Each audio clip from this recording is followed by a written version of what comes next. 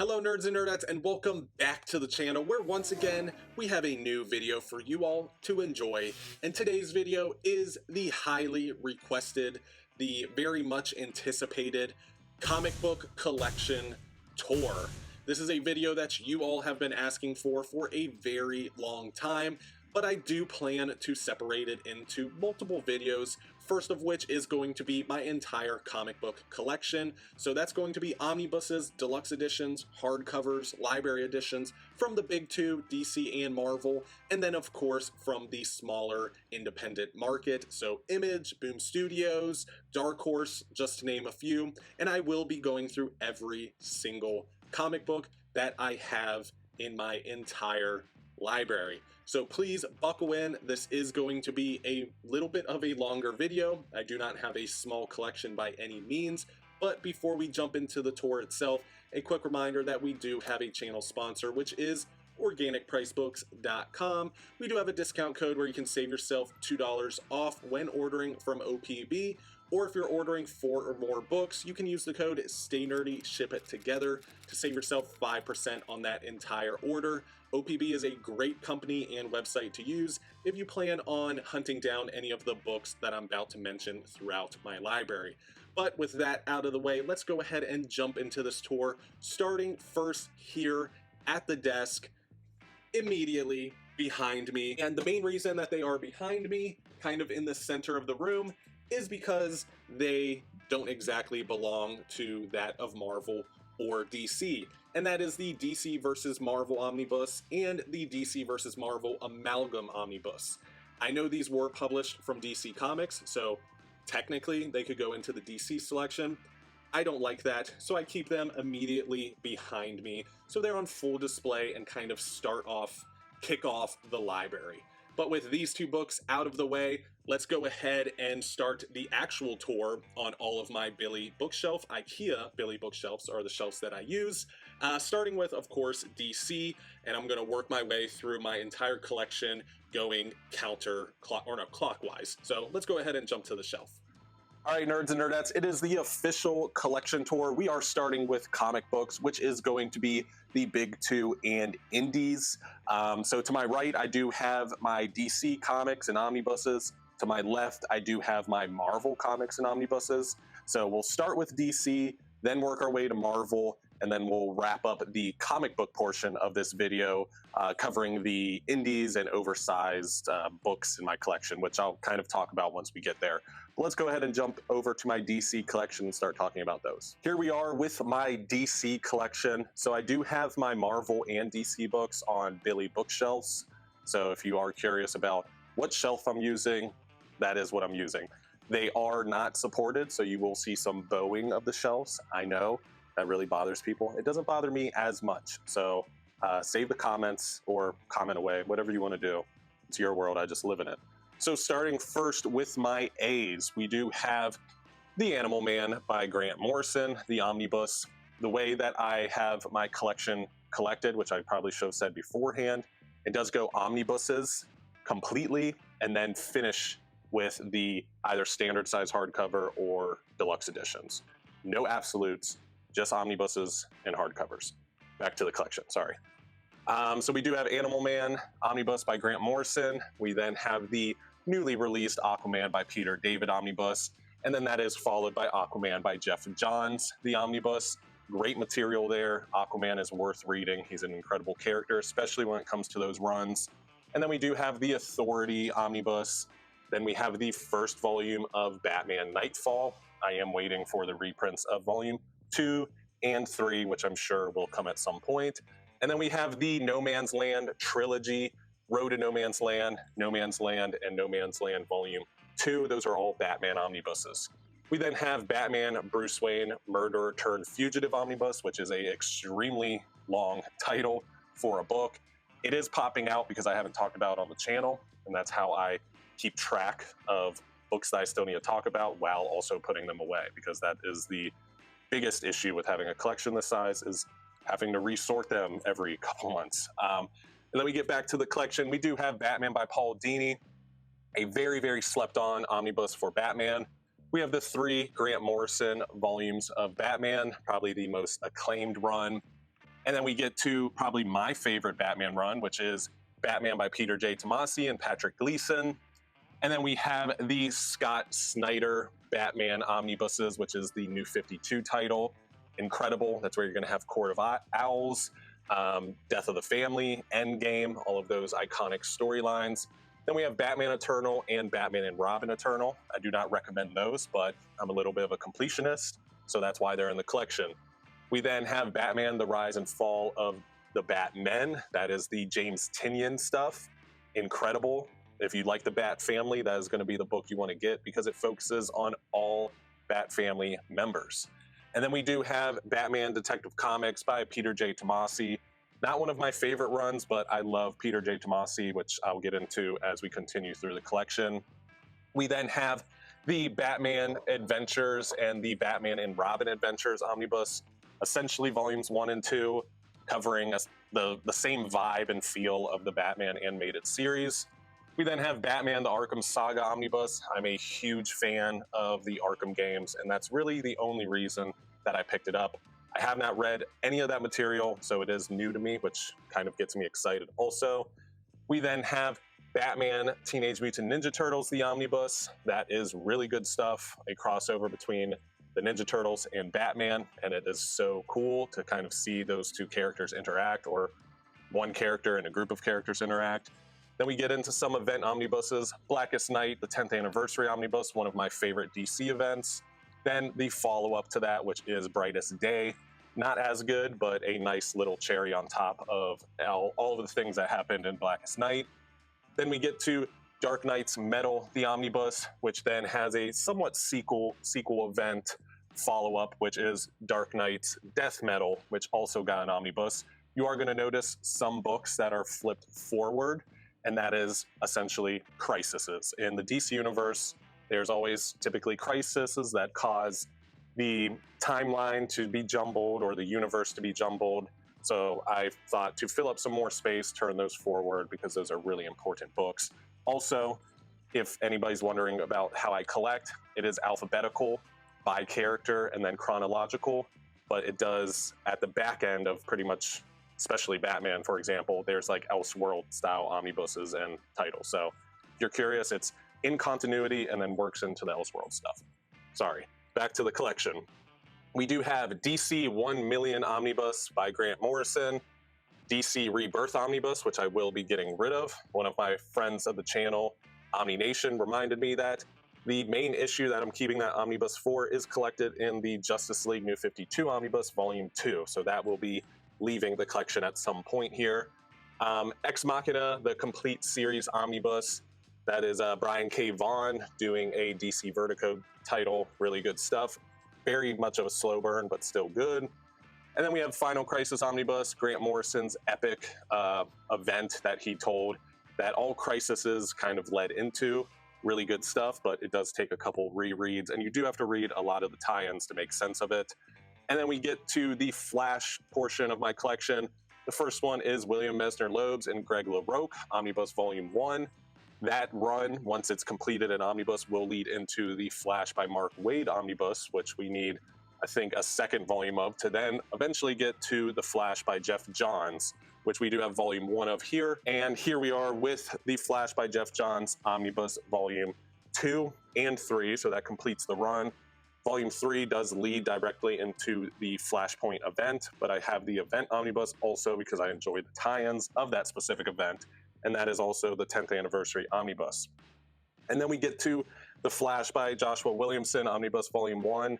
I am missing the Francis Manapul Omnibus, which I do really like, and I do plan on getting. It's just not top of the priority list.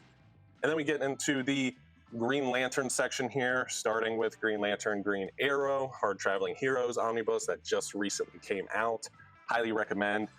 Plenty of legendary names from Dennis O'Neil to Neil Adams, Mike Grell, just to name a few. And then we get to even more Green Lantern goodness, which is Green Lantern by Jeff Johns, Omnibus Volumes 1, 2, and 3. That is my favorite run in comics ever. And then we do have the cherry on top, or the sister omnibuses to that title, which is Green Lantern Corps by Peter J. Tomasi and Patrick Gleason, Volume 1 and 2. very slept on run and title. Please read that if you haven't already.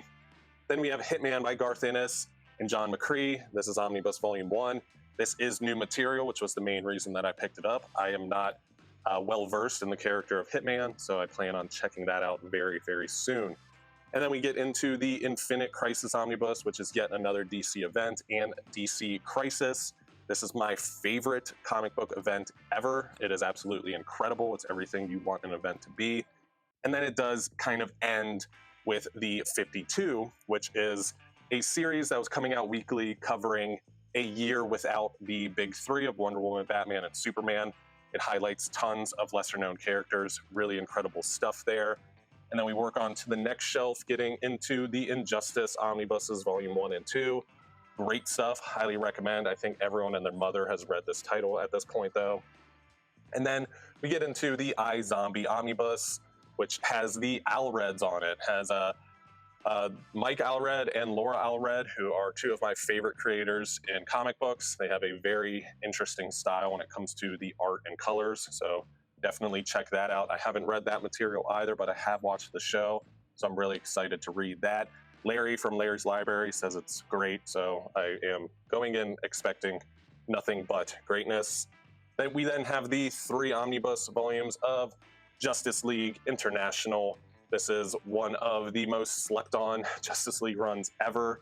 This is where you're going to have so many building blocks put in place. You're going to have a revolving door of cast members, known heroes, lesser known heroes, it doesn't matter. It also has one of my favorite artists, Kevin Maguire, in it, who is the king of emotions when it comes to panels. And then we get to the JLA by Grant Morrison Omnibus. 90s goodness, absolutely incredible. They revamped the entire Justice League name and made it a household name. And then we get into the New 52 here with the 2 volumes of the New 52 Justice League. Incredible also. Ends in an event, which is the Dark Side War. Also has Forever Evil in there. Really good stuff.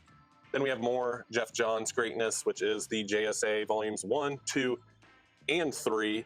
That is the very slept on title by Jeff Johns. Usually people think of his Green Lantern run, his Flash run. That's one that you need to read also. Absolutely incredible, great character work when it comes to the entire roster. We then have the League of Extraordinary Gentlemen, the Omnibus Edition, Alan Moore, Kevin O'Neill. It is a Vertigo title, and it is incredible because it's obviously written by Alan Moore. We then have Secret Six by Gail Simone, Omnibus Volume 1, 7 Soldiers by Grant Morrison Omnibus, and The Sleeper Omnibus by Ed Brubaker, Sean Phillips. This is such an amazing creative team in comics, and this was one of the first times I think they came together and worked together, and it's at the big 2, where usually they're more in the independent market. We then have Superman the Exile and Other Stories Omnibus, very slept on Superman Omnibus, absolutely great. Everyone that reads it is like, wow, why did I wait that long to read it? Because it is that good.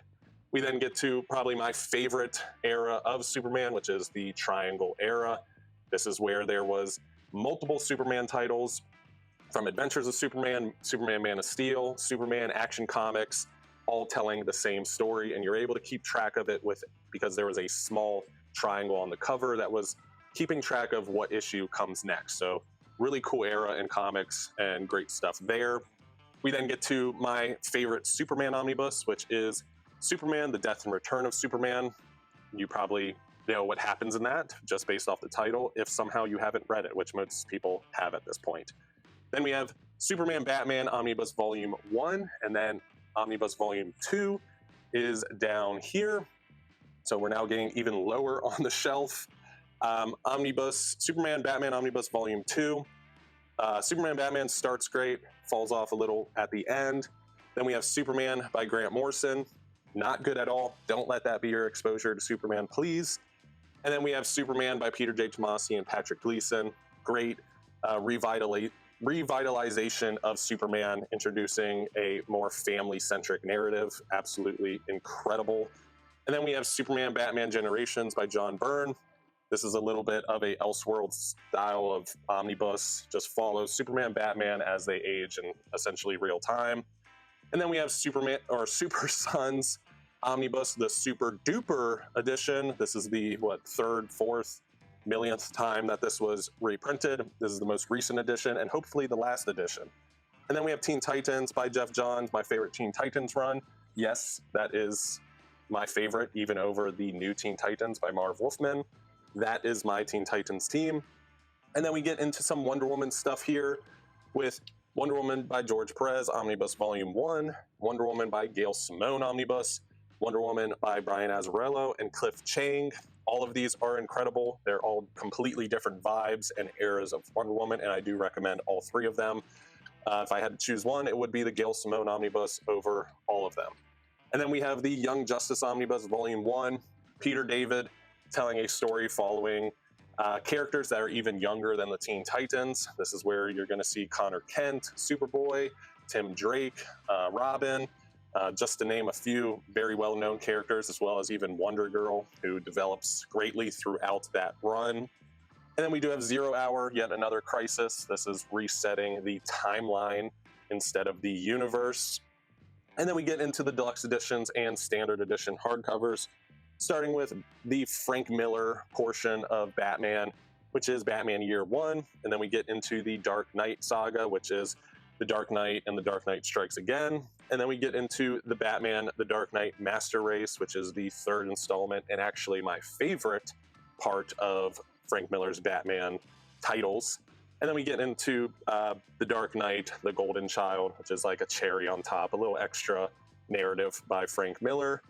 And then we get into the Batman, A Death in the Family Deluxe, which then leads into Batman Under the Red Hood. These are sister titles or sister storylines. That's why they're side by side, despite A Death in the Family being nowhere near Under the Red Hood, but they do work together. That's why they're there.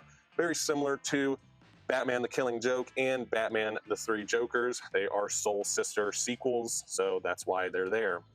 And then we have Batman the Cult, a very slept-on Batman story, one of the most recent deluxe editions the character has received. And then we have Batman Hush, the 15th Anniversary Deluxe Edition, my favorite Batman story ever. Batman the Man Who Laughs, retelling Batman Joker meeting for the first time. There's also a storyline that follows Batman and Alan Scott in there, because Alan Scott is actually originally a superhero from Gotham City. And then we do have Batman the Black Mirror, Scott Snyder's first addition to Batman, pretty much. That's what put his name on the map.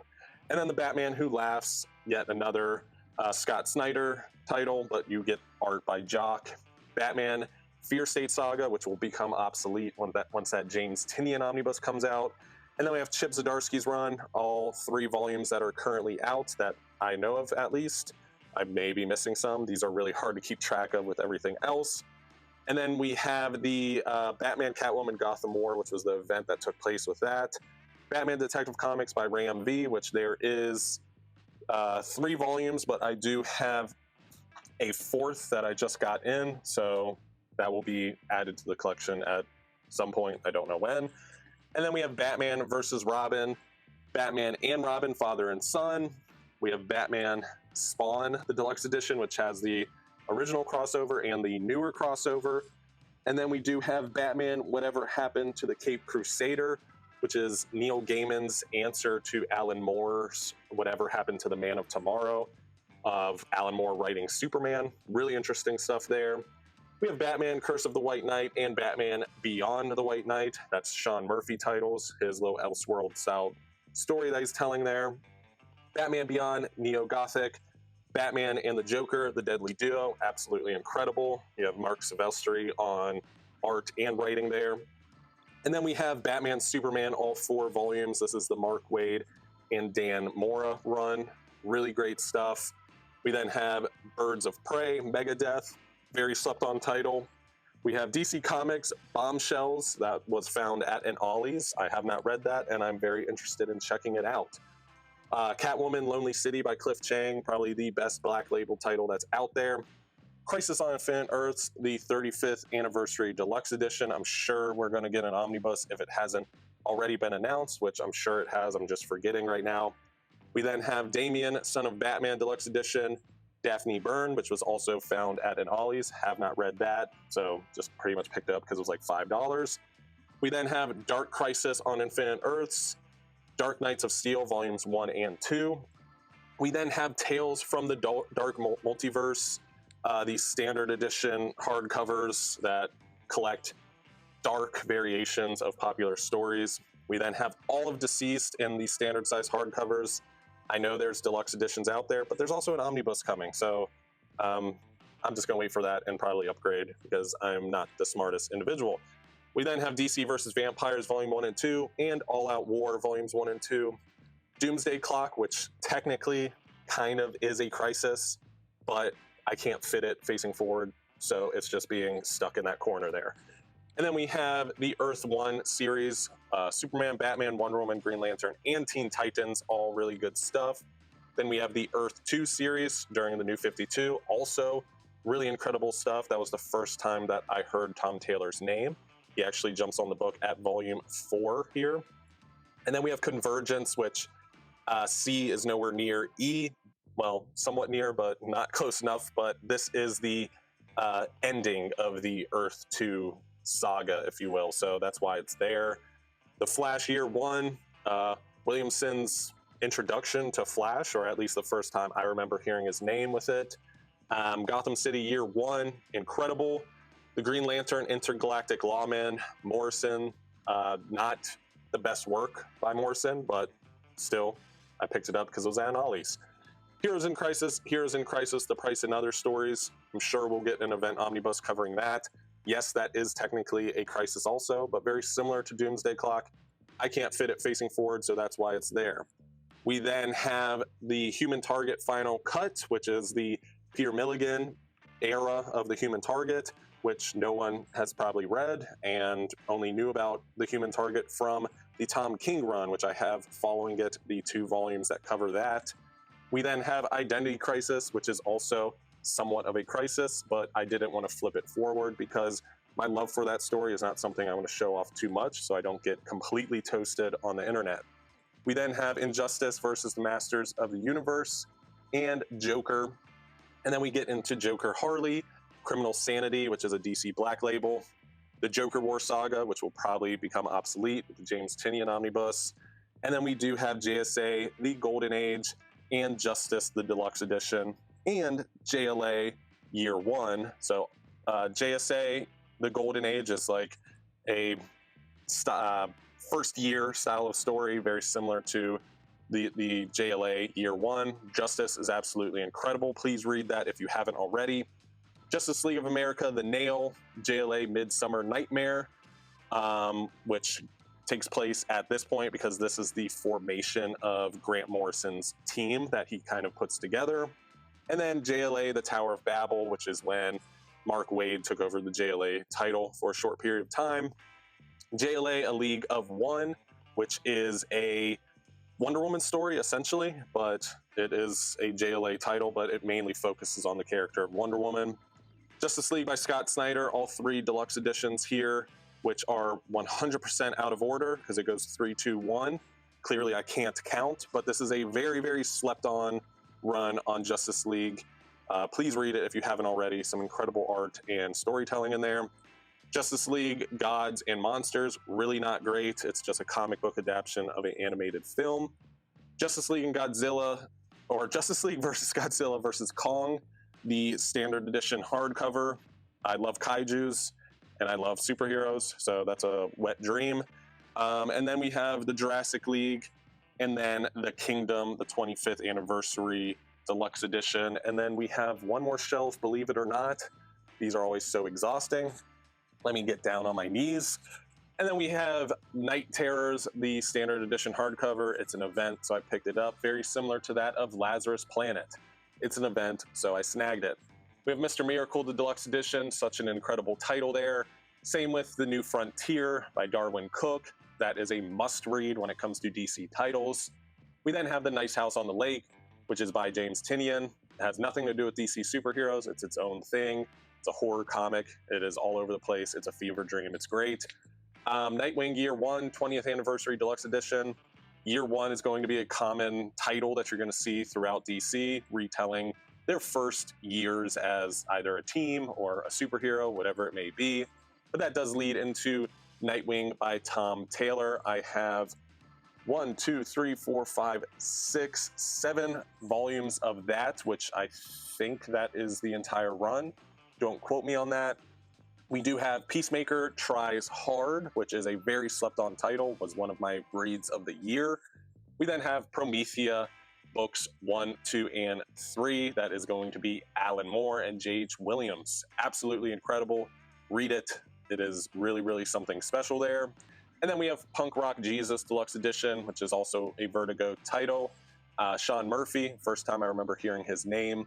Then we have DC Horror Sergeant Rock versus the Army of the Dead. I have not read that, but I've heard it's really, really good. We have Shazam, The Monster Society of Evil by Jeff Smith. Really interested in that. I love pretty much everything Jeff Smith has done. As my old knees crack. Quick cut because the camera died. These videos are always very long, so I hope you guys put your seatbelt on. But let's continue with the last part of the DC shelf. So we do have Strange Adventures by Tom King, Supergirl, Woman of Tomorrow, also by Tom King. That is a phenomenal story. Please read that if you have not already. Then we have Superman, Whatever Happened to the Man of Tomorrow, the deluxe edition. That contains the Whatever Happened to the Man of Tomorrow storyline by Alan Moore. And it also has my favorite story from Superman Annual number 11, which is For the Man That Has Everything. It is an incredible, incredible story. And then we do have Superman, the Man of Steel by John Byrne, volumes 1 through 3. Volume 4 is incredibly out of print and hard to find, so that will probably not be joining the collection anytime soon. Then we have Superman Emperor Joker, the deluxe edition. That's a Jeff Loeb, Ed McGuinness project. Not my favorite story, but you get to see Joker in a interesting light where you get to see him have unlimited power, essentially, and what he would do with it. We then have Superman Birthright Deluxe Edition. That's also by Mark Waid. Easily one of my favorite writers, especially when it comes to DC. Superman Shazam First Thunder, Superman The Last Sun Deluxe Edition. That is an interesting story where we see the origins of Chris Kent, who is Superman's adopted son before Jonathan Kent was ever a thing, his actual biological son. So really interesting to revisit that one. We then have Superman Camelot Falls, the deluxe edition. Kurt Busiek, post 1 year later, post Infinite Crisis. Really interesting story about Superman kind of getting used to being a superhero again. Superman Kryptonite by Darwin Cook and Tim Sale, two creators that are no longer with us. Retelling a story of Superman coming face to face with the green kryptonite for the first time.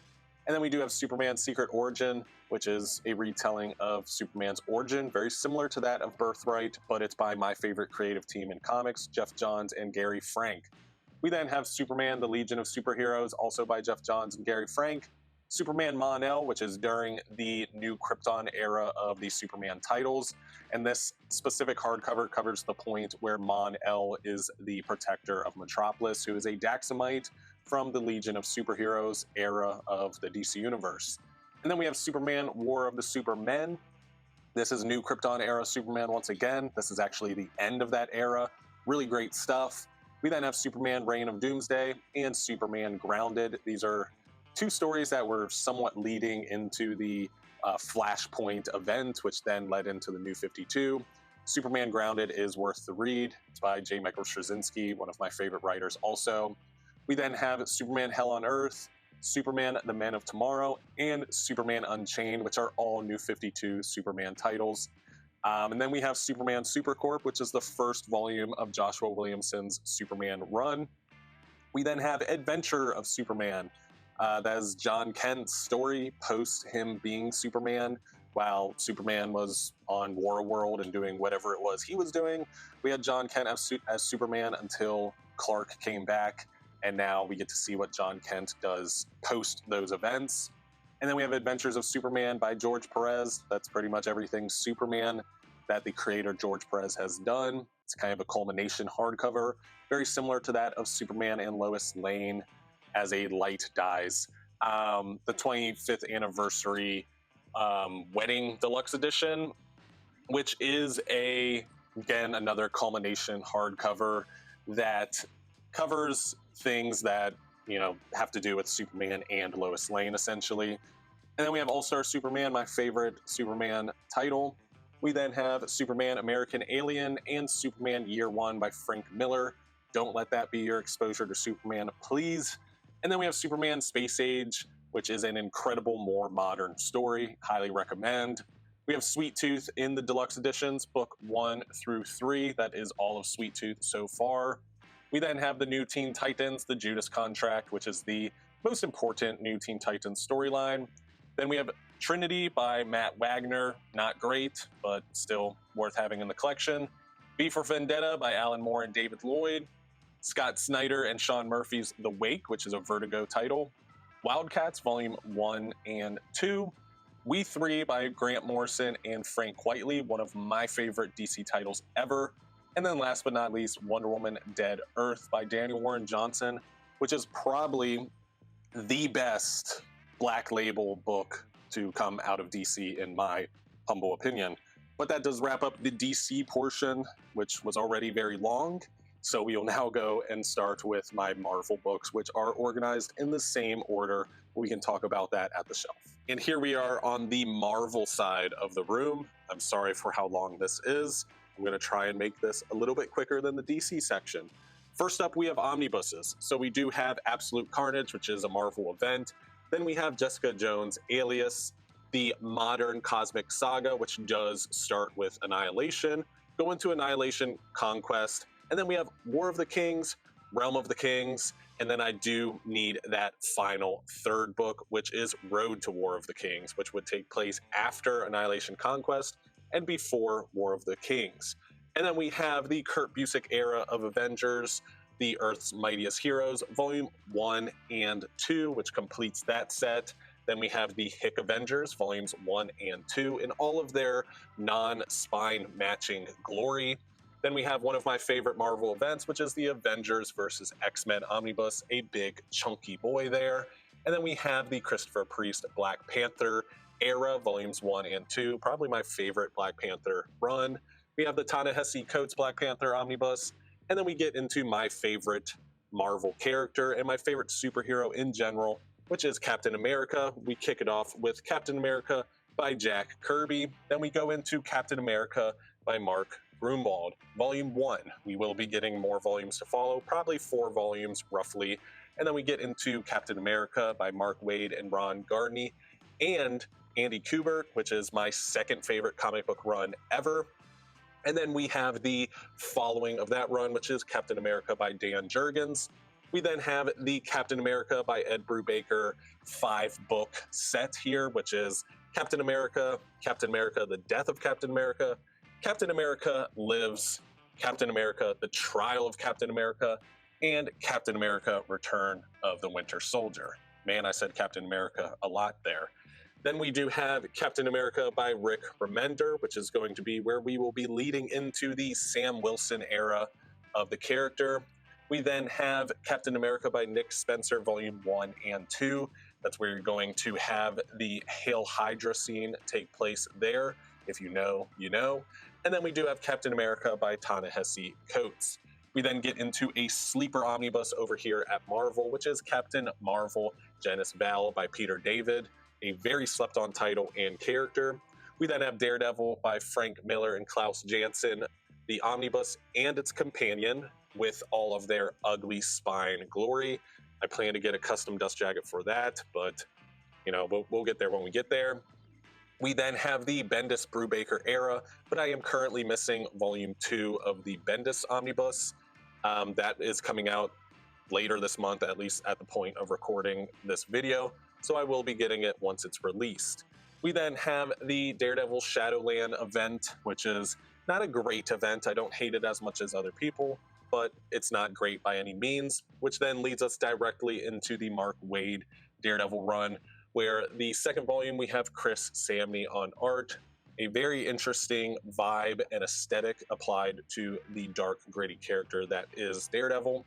We then have Daredevil by Chip Zdarsky, Volume 1. I do have Volume 2 right here. It just has not been put away yet, but I do have all of Chip Zdarsky's run in omnibus format. I am not a huge Deadpool fan, so I don't have tons of Deadpool. I just have the stuff that I like. So that is the Deadpool Classics Omnibus. The main reason I have that is because of the Agent X issues. I loved Agent X when I was a kid, and that's the main purpose that this omnibuses in the collection. We then have my personal favorite run on the Deadpool character, or involving the Deadpool character, which is Deadpool and Cable, or Cable and Deadpool is really what it's called. I absolutely love that run. It's probably the only thing Deadpool related that I truly, truly enjoy. I then have the Deadpool minibuses volume 0, 1, 2, and 3 that collects all the mini-series and short runs, all culminated in minibuses. I don't know why Marvel did that, but they did. It is what it is. We then have a recently released Marvel Omnibus, which is the Death of Wolverine. We then have another Marvel event, which is Devil's Reign. We then have Doctor Strange by Jason Aaron and Chris Bachalo. And then another Marvel event omnibus, which is Empire. Then we get into Marvel's first family, which is Fantastic Four, starting with John Byrne's omnibuses, volume 1 and 2, where you get to see a little bit of a shakeup of the roster of the Fantastic Four, which is what I enjoy the most. We then have my personal favorite run on the FF, which is the Wade and Waringo run. Absolutely incredible. Read it if you have not. And then we have the Mark Miller, Brian Hitch omnibus, which I'm not a huge fan of, but I love those creators, so that's why I picked it up. Then we have the Hickman Fantastic Four run, volumes 1 and 2. That's probably the most well-known Fantastic Four run. And then we do have some 90s Ghost Rider goodness, which is the Danny Ketch omnibus, volume 1, which then leads into the Ghost Rider 2099 omnibus, because we have a multitude of 2099 omnibuses, believe it or not. And then we do wrap up Ghost Rider with the Jason Aaron run. And then getting down to the second shelf here, we then have Godzilla, the original Marvel years, a 1970s title that followed Godzilla in the Marvel Universe. Really interesting, a lot of fun there. We then have Guardians of the Galaxy by Brian Michael Bendis. I am not a huge Guardians of the Galaxy fan, and Bendis' run is probably my favorite.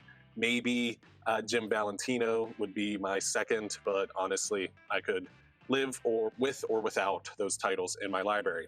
We then have Hawkeye by Matt Fraction and David Aja, probably one of the best modern comic runs in recent history. And then we have the Heroes Reborn epic, which is the Heroes Reborn omnibus and the Heroes Reborn The Return omnibus. Those do go together as a pair, very similar to that of the House of M and House of M companion omnibuses. Probably one of my favorite Marvel events as well. I'm a huge fan of events unapologetically, so it is what it is. And then we have Peter David's The Incredible Hulk, volumes 1 through 5. That is everything that he wrote on the character. Absolutely pivotal run for the character of the Hulk, must read. Then we have the John Byrne and Joe Casey omnibus, which then leads into the World War Hulk omnibus, which is probably my second favorite Marvel event. And then we get into the Hulk by Jeff Loeb and Ed McGuinness omnibus. This is where you're going to see the introduction of Red Hulk, who is making his MCU appearance, which is pretty huge. So if you want to see where he came to be, that is the omnibus you have to pick up. We then have the Immortal Hulk, which is probably my favorite run on the character. And then we have the Donny Cates and Ryan Ottley Hulk omnibus, which I think is a slept on and misunderstood run on the character. And then we have the Immortal Iron Fist and the Immortal Weapons. This is the Brubaker Fraction era of Iron Fist, probably his one singular run that actually performed well in single issues. And then we have the Infinity Gauntlet facing forward because of how important it is to the grand scheme of Marvel, which then leads into the Infinity Crusade. I am missing the Infinity War. I will get that once it's reprinted. I don't hunt down omnibuses for over cover price. That is not very intelligent, and it hurts my wallet, so that's why we're missing it currently. We then have Judgment Day, which is another Marvel event. Not my favorite, but it's pretty good.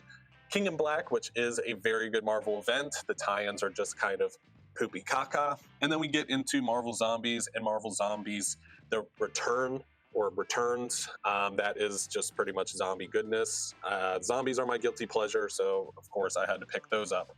We then get into one of, if not my favorite Spider-Man character, which is Miles Morales. He currently has 3 omnibuses, a Volume 1 and a Volume 2, and then a omnibus by Saladin Ahmed, which does perform as a Volume 3.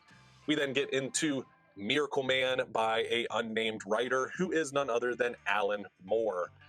This is one of his runs that is very acclaimed, but he does not want his name on anything that has to do with Marvel, so his name was redacted. We then have Moon Knight by Huston and Benson. This is the early 2000s. This is probably the Moon Knight that I was reading in single issues, and it is very, very art forward, gritty, dark, and violent, and that's why I love it. And then it leads into Moon Knight by Jed MacKay, which was probably my Marvel release of the year. I don't mean to keep saying probably. It was. If you watched my video, you saw that. Such an incredible run on Moon Knight. Then we get into the New Mutants volumes 1, 2, and 3. I am not a huge X-Men head or X-head, but I do like my X-Men or X books or mutant books, which you're going to kind of see as I jump around when it comes to mutant or X titles, but I'll get into that when we get to the X's. Then we have the Onslaught event, which is the famous event that broke Omar out of comics. Read it if you dare. And then we do have The Punisher by Garth Ennis. This is the Max line. This is volume 1. There's 2 volumes to finish that, and then that leads into the Jason Aaron and Steve Dillon Max line, which you have here. And then we have the Savage Avengers. This is the Avengers team that has everyone that is Savage on the team. It also has the character of Conan on the team, which is pretty impactful because he's no longer owned by Marvel. So this was the last time that we saw him on a Marvel omnibus. We then have a Hickman title, which is Secret Warriors. And then we go into Marvel Superheroes Secret Wars, Marvel's first full crossover event. And then we have Silver Surfer by Dan Slott with Michael Allred and Laura Allred. I already talked about their artwork. That is a very, very, very great run. Read that. We then have Spider-Man, the Black Costume Saga. There is a misprint in that omnibus, but that does cover everything that has to do with the Black Costume and Spider-Man. And then we get into my earliest of my Spider-Man omnibuses and the Spider-Man portion of my collection, starting first with David Michelinie and Todd McFarlane's run, going into the adjectiveless Spider-Man run by Todd McFarlane, and then we go into the David Michelinie and Eric Larson era, and then the David Michelinie, Mark Bagley era, volume 1, and then we have the entire Clone Saga here, which consists of Clone Saga volume 1 and 2, and Ben Reilly volumes 1 and 2, which is my guilty pleasure. I love those omnibuses, even though most people hate them. But then we can go to the third shelf here with my favorite run on the wall crawler, which is none other than J. Michael Straczynski, volume 1 and 2. Yes, I know, One More Day, blah, blah, blah. I love the run. It has Back in Black. It has the introduction of Moreland. This is my run, and I love it. And then this is also the old printing, which is why this is a flat spine. I should probably note that. And then we have Spider-Man, Brand New Day, volume 1. The Superior Spider-Man, volume 1, which that's Dan Slott's magnum opus, or at least it's regarded as such. And then we have the Spider-Man full crossover event that has to do with the entire Spider-Verse, which is Spider-Verse Spider-Geddon omnibus.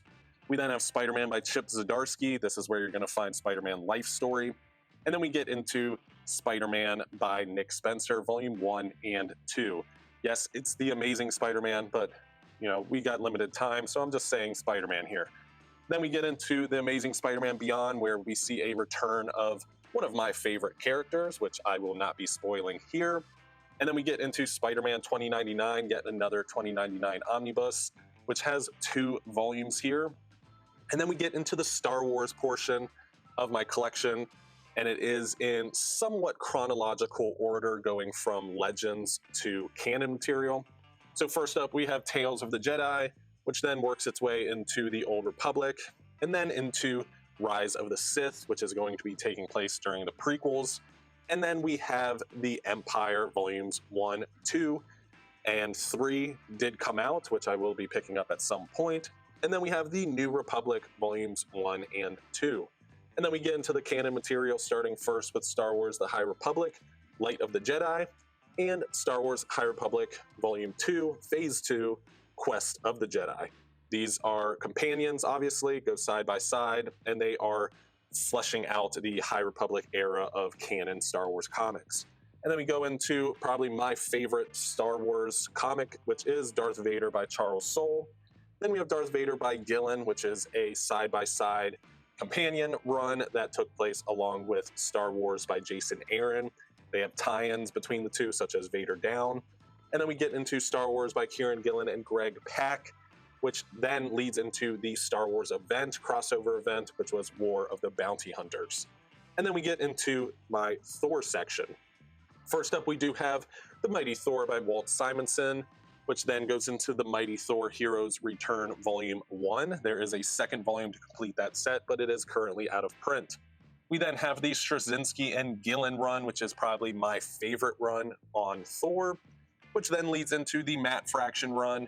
And then we get the very, very well-known and famous Thor by Jason Aaron, Volumes 1 and 2, where you're going to see Lady Thor, War of the Realms, all of these things are very well known in comics. And then we have Thor by Donny Cates and Nick Klein, The Ultimates by Mark Miller and Brian Hitch, which is where we enter into the Ultimate section of my collection. The Ultimates is my first ever comic that I read and collected. Highly recommend it. It is incredible. And then we have Ultimate Comics Avengers, also by Mark Miller, which then leads into my Ultimate Spider-Man section. This is technically complete. We will be getting a Volume 5. I don't know if I'm going to pick it up or not because we don't know how much it's going to double dip with Death of Spider-Man. But so far, Ultimate Spider-Man is 4 volumes and Ultimate Spider-Man Death of Spider-Man. And then we have Ultimate X-Men, which I think is a slept-on X-Men title. Even though it does end fairly poorly, I still enjoyed it. And then we do have Venom by Donny Cates, which is probably one of the best modern runs in comics currently.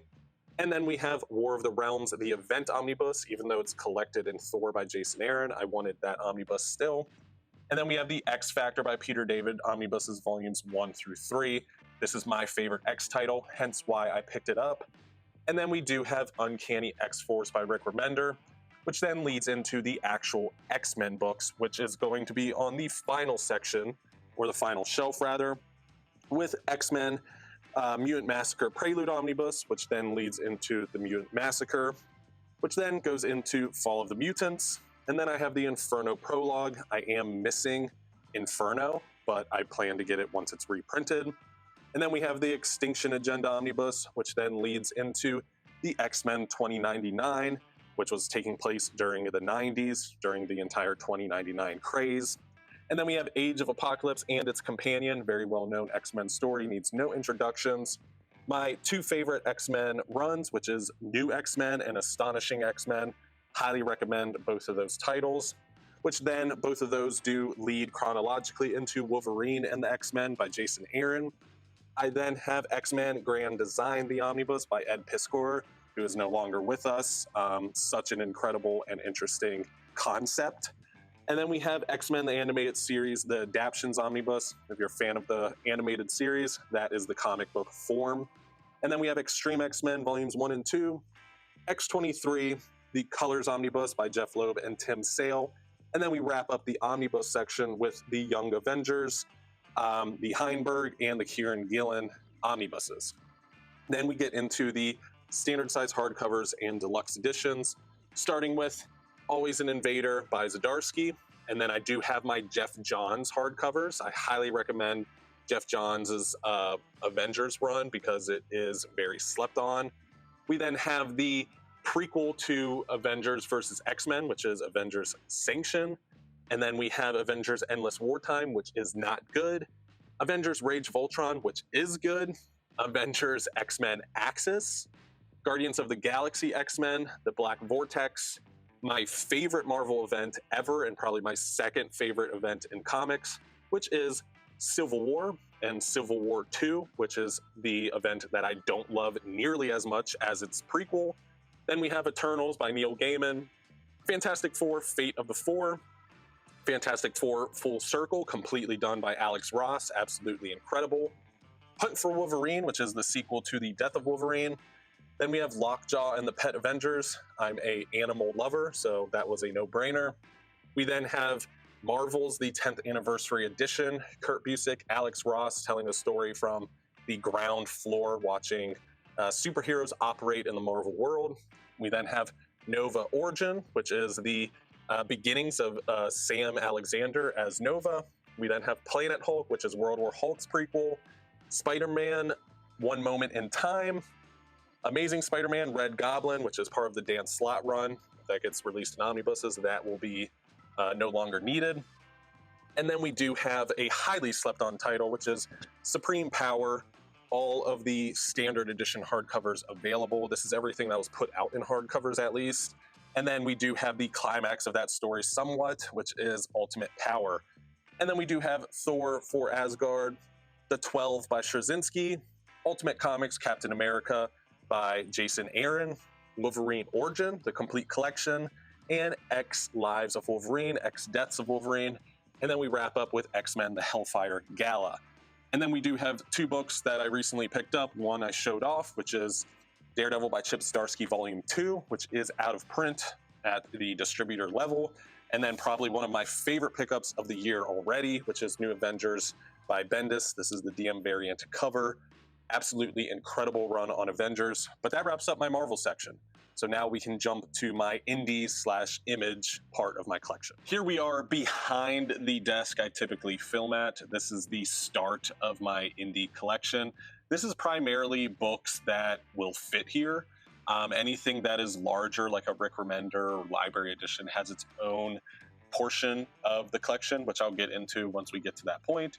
But starting with the indie section, we do have Animosity, the Omnibus, Animosity Evolution, the complete collection, Tomica, God is Red, Beneath the Trees Where Nobody Sees, Big Hard Sex Criminals Volumes 1, 2, and 3 in the deluxe editions. We then have Birthright Volume 1, Book 1, which is also a deluxe edition from Image. We have Bitterroot, which was one of my favorite reads of last year, or last year, 2023. We have Black Sad Volumes 1, 2, and 3. I do plan on reading more of that material. What I've read has been incredible. We then have Body Count by Eastman and Bisley. We then have The Boys, the hardcover omnibus trio. This is obviously the source material that the show is based off of. All of the comic books, including the cherry on top, which is Dear Becky, which is kind of like an extension of the story of sorts, all by Dynamite Comics. We then have Curse Words by Charles Soule and art by Ryan Brown. I have not checked this title out yet, but I do plan to very shortly. We then have Decorum, which is a Hickman title that is not a Marvel book. We then have The Department of Truth, which is James Tinian. And then we have The Department of Truth, the Wild Fictions hardcover, which is kind of an encyclopedia of sorts, not shorts. We then have some distillery books throughout the collection. First up, we have The Devil's Cut, where you have a taste of every single distillery title that they were planning on putting out. It's just a little bit of a collector's edition, not so much a actual title. We then have Descender Volumes 1 and 2 in the deluxe hardcovers, and then Ascender, the deluxe hardcover. That is the entire Descender saga or trilogy. We then have Die Book 1 by Gillen, absolutely phenomenal, great for anybody that is a fan of like Baldur's Gate or Dungeons and Dragons. We then have 8 Billion Genies, which is the same creative team from Cursed Words, which is Charles Soule and Ryan Brown. Very well-known title at this point. Essentially, everyone on Earth gets a genie and can make wishes, and you follow what takes place afterwards. We then have a Daniel Warren Johnson book, which is a deluxe, which is Extremity. And then we have the two Firepower volumes 1 and 2. That's Robert Kirkman and Chris Samney on that. Russ Wooten also, who is a very well-known name in the hobby or the community. We then have From Hell, the Master Edition, which is also an Alan Moore title. There is a movie adaptation out there, which I believe stars Johnny Depp, I believe. Correct me if I'm wrong.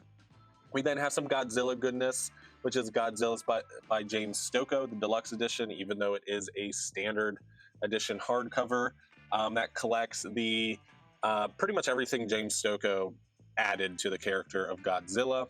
And then we have The Good Asian, and then we have another distillery book, which is Gone. That is the exclusive cover that Distillery was giving out. That is by Jock. We then have Gideon Falls, Volume 1 and 2 by Lemire and Sorrentino. Very well-known horror comic. Really, really good stuff there. I have the DCBS covers, which you can't see, but you gotta trust me on that, I guess. And then we do have Scotty Young's I Hate Fairyland Deluxe Book 1 and 2. There is going to be a Book 3, which will be a yellow spine or a yellow book, because Scotty Young has since continued the story. So I am looking forward to picking that up eventually. We then have Ice Cream Man Sunday Edition, Volume 1 and 2, as well as the Incal, the hardcover. There are other editions out there, but I wanted this hardcover edition because I don't want anything super massive or with a slipcase. We then have, of course, Invincible, Robert Kirkman, Ryan Ottley, their magnum opus, probably Robert Kirkman's magnum opus. That's volumes 1 through 12 of the Ultimate Collection. That is all of Invincible. And then we get into some more Mark Millar, which is the Kick-Ass trilogy, including the Kick-Ass Hit Girl or Kick-Ass 2 Prelude Hit Girl. Great stuff. Absolutely love that project there. John Romita Jr. is great on art and contributes a lot to that specific title there. We then have Philadelphia, which is another horror comic. Has to do with vampires in Philadelphia. Really good stuff. We then get to Lazarus, which is Greg Rucka, Michael Lark, absolutely phenomenal. It's an interesting dialogue on the class system and a potential possible future where you kind of see corporate companies running things. And then we have Life Zero, which is a Blaze title, which means it is from overseas. But you do have Marco Cicchetto, who is very well known for his Daredevil work, illustrating that guy there. We then have Little Bird, which is the hardcover edition there. Little Monsters, which is yet another Jeff Lemire and Dustin Nguyen title. They are the creative team from Descender into Ascender. And that is absolutely phenomenal. Lord of the Flies meets vampires, really interesting there. We then have Lock and Key, The Golden Age, which is a prequel of sorts that takes place before the Lock and Key title. That is Joe Hill, and Joe Hill is a very well-known name in horror comics. And we do then continue Lock and Key down here with the Key House Compendium, which is a hardcover compendium. And then we have Manifest Destiny by Chris Dingus and Matthew Roberts. I have not read that just yet, but I do plan on finishing it now that I have volume 2. We then have Maze Book by Jeff Lemire, the hardcover that is written and drawn by Jeff Lemire. Absolutely incredible book, but Jeff Lemire's art is not for everybody, so keep that in mind. We then have Middle West, The Complete Tale, the hardcover by Scotty Young and George Corona. Phenomenal fantasy read there. We then have Moonshine by Brian Azzarello and Eduardo Rizzo. Absolutely interesting and incredible and a genre-bending story. Has to do with mafia ties, but also werewolves, which is really odd, but works well. We then have Monstrous, volumes 1 and 2 by Marjorie Liu and Sana Takeda, the creative team that I originally know from X-23, but they build a massive, expansive world during this specific title. We have another Daniel Warren Johnson title, Murder Falcon, and another Mark Millar title here with Steve McNiven art, which is Nemesis, a what-if style of story of a Batman-like character that is essentially evil, does what he wants. We then have a Valiant Deluxe Edition. They're super out of print, so this is all I have so far. Maybe I'll hunt down more, we'll see.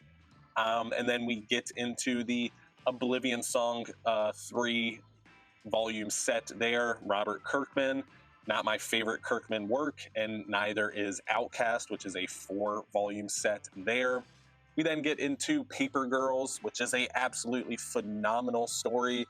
If you liked the show at all, read the comic book because it is 100 times better, I promise you. We then have Port of Earth, which I have not read, didn't even hear about until this deluxe came out. From what I've heard, it's not done yet. It's not a finished story, which is a little bit of a bummer, but I plan to still check it out. And then we go into Primordial, Jeff Lemire, Andrea Sorrentino. I did do a little bit of a short review on that guy. I don't think it's anything life-changing by any means, but it was pretty solid. It was an interesting concept. And then we have Providence, volumes 1, 2, and 3. Alan Moore title there, kind of retelling some H.P. Lovecraft style of stories. I'm a huge fan of H.P. Lovecraft stuff, from Cthulhu to At the Mountains of Madness. So I kind of like to dive into that world. And then you have Alan Moore writing it, which makes it 10 times better. Then we have Pulp, the processed edition. Ed Brubaker, Sean Phillips. It was in my top reads of last year, 2024. And I have done a review on it as well. We then have Rain, which is Joe Hill and Zoe Thorogood doing a adaptation of sorts through a graphic novel. I mainly got it for Zoe Thorogood. She is the best artist that I've come to kind of become a huge fan of. So I'm trying to get almost all of her titles, if not all of them. And then we do have Rat Queens, absolutely incredible title there. Again, very Dungeons and Dragons as lots of comedy, heart, and love throughout that title. We then have The Road, which is a graphic novel adaptation of a novel, which has been a little bit of an outlet for me to read novels now that they're being adapted into graphic novels, because I'm not a reader by any means. So even though I read comic books, I like to have pictures with my words. That's just my style of reading that I tend to enjoy more. And then we get into Brian K. Vaughan's magnum opus, which is Saga. We do have 3 volumes to collect most of that so far. From what we've heard, this is the halfway point. So we'll probably get about 3 deluxe editions to follow. Hopefully, at least fingers crossed. And then we get into Eric Larson's addition to the image boom of the 90s, which is Savage Dragon, also in a Ultimate Collection, very similar to that of Invincible. Not as good as Invincible by any means, but super 90s. So if that's your style, go for it. We do have Skyward, which is probably a title that just barely made it into my top reads of last year. Absolutely phenomenal. Such an interesting concept, and I'll probably be covering it on the channel here soon because I do think more people have to read it. And then we have yet another distillery book, which is Somna, a Salem witch trial style of book that kind of retells those events following a specific character. I haven't read too many of my distillery books, so I do plan to get to that eventually and do a little bit of a distillery read-along video, if you will. And then we do have the Telos Saga by Todd DeZago and Mike Ruengo. Mike Ruengo art is not for everybody, but it is for me. And throughout this series, you're going to see him draw a fantasy world with a multitude of characters and supporting cast members, and it is phenomenal. Such a slept-on title. Sorry, camera died again. These videos are very taxing on the camera's battery because they're very long. So where we left off, which was Teenage Mutant Ninja Turtles, the hardcover compendiums. This is the original material from like Mirage Studio days. Kevin Eastman, Peter Laird, everything that they kind of contributed to their creations, which are the Ninja Turtles. We have the first deluxe of TMNT from IDW, which then leads into The Last Ronin, and The Last Ronin, The Lost Years, which is a sequel to The Last Ronin. And then we do have another Ablaze book, which is Vampire State Building. After that, we get into a very well-known title, which is The Walking Dead in these, I guess, deluxe editions, volumes 1 through 16, which is the entire series there.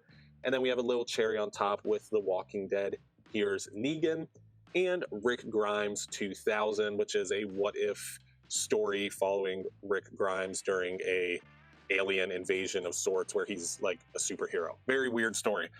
And then we can get down to this final shelf here where we have We Called Them Giants, which is by Kieran Gillen, Stephanie Hans, the same creative team from Die, which was a title that I already mentioned on the top of the shelves. Then we have We Stand on Guard, Brian K. Vaughan there. Absolutely phenomenal story. Follows a Canadian army, or a Canadian group of soldiers as they are invaded by America. So a very interesting optic when it comes to the story itself and the setting. And then we do have The Wicked and the Divine by Gillen. This is book 1. All the other deluxe editions are out of print and incredibly hard to find, so I don't know if I'll be collecting any more of that. We then get to 30 Days of Night deluxe editions, volume 1 and 2. That was easily probably one of the best reads of 2023, volume 1 at least. So I do plan on continuing to read with volume 2. And then we do have one of my more recent pickups, which is Dante's Inferno, which is yet another novel adaptation, graphic novel adaptation. I don't know if I'm saying that right, but I do plan to keep picking up these titles as they release so I can finally experience these stories that have only been captured through novels. But that wraps up this indie image section, so now we can jump to the oversized books. And here we are, the last section of my comic book collection. I'm sorry again for the length of this video. I do have a fairly large collection. If you can't see behind me, those are all the books we've already toured. So here we are, the last shelf. So this is going to be my oversized indie titles. This is going to be anything that I can't fit on any traditional shelf that I typically use for my collection. If you look this way, that is going to be manga. Now that is going to be in my manga part of my collection tour, which I will put out at a later date. So you guys can be on the lookout for that. But let's jump into this final shelf here. Starting off first, we do have Kaiju Max, volumes 1 through 3. These are larger than even library editions, hence why they're at the top of the shelf. They do not fit anywhere else, so that's their home. We then have the complete Calvin and Hobbes Collector Edition box set, one of my prized possessions there. We then have Usagi Yojimbo, the 2-volume box set, Stay and Sakai. And we also have the Afro Samurai 2-volume trade paperback box set once it was reprinted. And then we have one of my other prized possessions, which is probably my favorite box set in the collection, and I do have quite a few, which is the Scott Pilgrim 20th Anniversary box set, the full color edition. There is 2 editions, a black and white and a full color. Now we can jump into the shelf and take a look at some of the more oversized deluxe editions, if you will.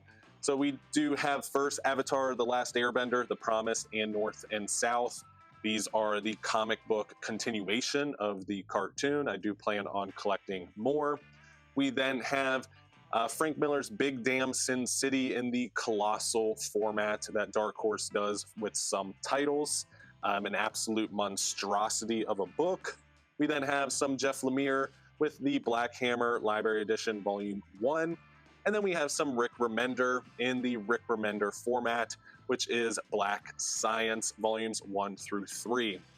You also see some Boom Studios titles like Berserker here by Keanu Reeves, Matt Kint, and Ron Gardney, and that's because Boom Studios deluxe editions are larger than your more traditional Image or DC or Marvel deluxe edition size, or for Marvel would be OHC, but I digress. Anyway, so we do have Coda by Simon Spurrier, and Matthias Bergara. That is book 1, another phenomenal series. I love their Step by Bloody Step. That was in my reads of last year, if you watched that video. We then have Cyberpunk 2077 Library Edition Volume 1. Shout out to Mitch at Omnibuddy for selling me that volume. I just love the Cyberpunk video game and world, and this just expands into that world even more. That's the main reason it's in the collection. We then have more Rick Remender goodness. We first have Deadly Class Volumes 1 through 4, Death or Glory, the Prestige Edition, and his magnum opus, which is Fear Agent, Volumes 1 and 2. We then have yet another Boom Studios book, which is Grimm by Stephanie Phillips. And then we have some Image/Ghost Machine books with my favorite creative team in comics, which is Geiger by Jeff Johns and Gary Frank. We then have some Hellboy Library Editions by Mike Mignola, Volumes 1 through 3. I do plan on picking up the rest, just not at the top of the priority list. We then have even more Mignola-verse books, from The Amazing Screw-On Head and Other Curious Objects to Hellboy Universe, The Secret Histories, BPRD 1946 through 1948, Hellboy and the BPRD 1952 through 1954, Lobster Johnson Volumes 1 and 2, and Joe Gollum Occult Detective. Those are all Mignola books that exist in the Mignola universe, which is why they're all together. And then we do have yet another Ghost Machine Image Deluxe Edition, which is Junkyard Joe, by yet again my favorite creative team, which is Jeff Johns and Gary Frank. We have another Dark Horse Library Edition, which is Callie, a title that so many people slept on, was one of my favorite reads of 2023. Absolutely phenomenal, incredible story. More people need to read it. We then have Klaus by Grant Morrison and Dan Mora. That's a little bit of a retelling of The Origin of Santa Claus, written by Grant Morrison with Dan Mora art. It was actually the first time that I encountered Dan Mora's art and realized I was such a huge fan of this guy. And then we do have The Many Deaths of Layla Starr, a Ram V title with art by Felipe Andrade. Sorry if I'm completely butchering that. We then have more Rick Remender goodness with Low Volumes 1 and 2. We then have Momentic, the Apocalyptic Trilogy by Tinian and Donovan. From what I've heard, this is a zombie-like story, which is why it made it into the collection. I love zombie stories, but I have not read it, so I don't know if that's exactly true or not. We then have some of my prized possessions, which is the Boom Studios Power Rangers Deluxe Editions. This is the stuff that was first established by Kyle Higgins and led into a Power Rangers event, which was Shattered Grid, and then went beyond the grid and then into even more Power Ranger goodness from there. I am missing the 2 Archive Deluxe Editions, but I don't know if I plan on even picking those up because they're not exactly essential reading. They're just more Power Ranger comics. And then we do have Monsters by Barry Windsor Smith, which was my second best read of the year of 2024. Absolutely phenomenal. Should be in the conversation with Watchmen, Swamp Thing, Incal, some of the great graphic novels and comic books of the history of comics. And then we do have Once and Future by Kieran Gillen and Dan Mora, volumes 1 and 2.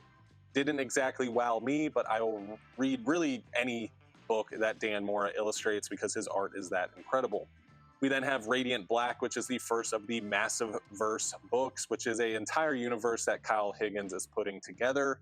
Absolutely phenomenal stuff, and they're finally collecting it in deluxe edition hardcovers.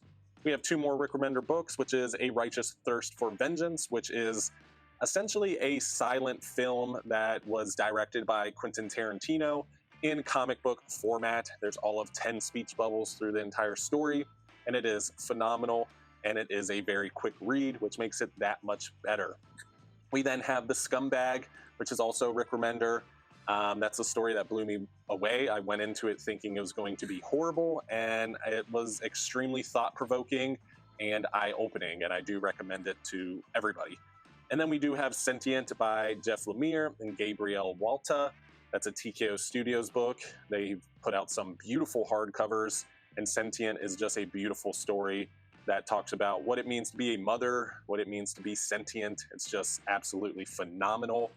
And then we do have Seven to Eternity, which is another Rick Remender book, where Fear Agent is regarded as Rick Remender's magnum opus. This is probably the other title of his that is in the conversation.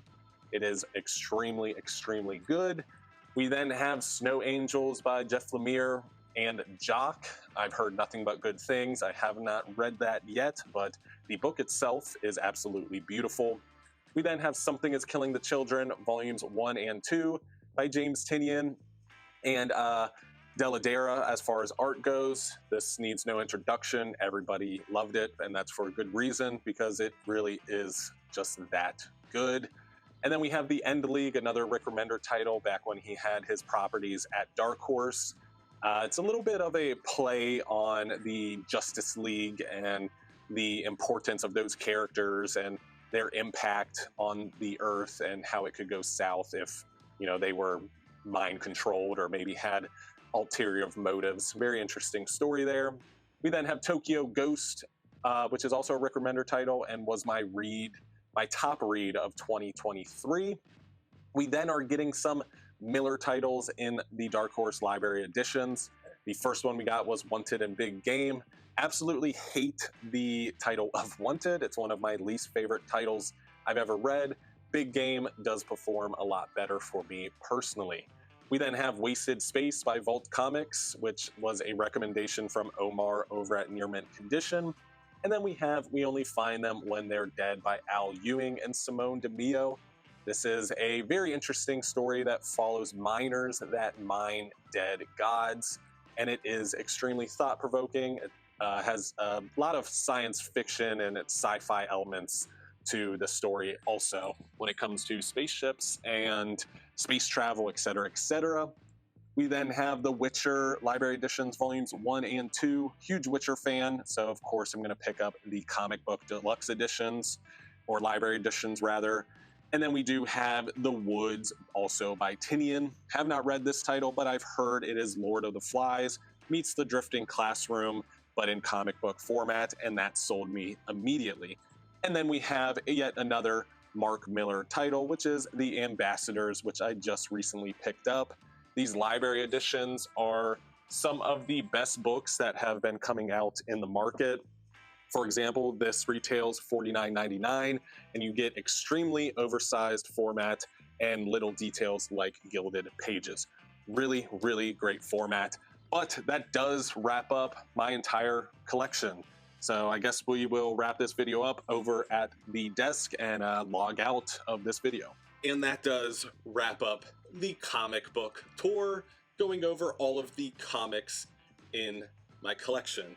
These videos are always tons of fun to go over every single book and have a chance to talk about some books I haven't featured on the channel, but man, are they exhausting. I think we went through 3 batteries and 4 batteries for our lights, constantly charging them because it just took that long to film. So I do apologize for anyone that watched it. If you made it through the entire video, leave a lightning bolt down below. I would love to hear from you guys, the road warriors that are riding hard for the actual channel and the content that the channel is producing. But thank you so much for watching. I appreciate each and every one of you guys. I can't wait to see you in the next one. And of course, stay nerdy.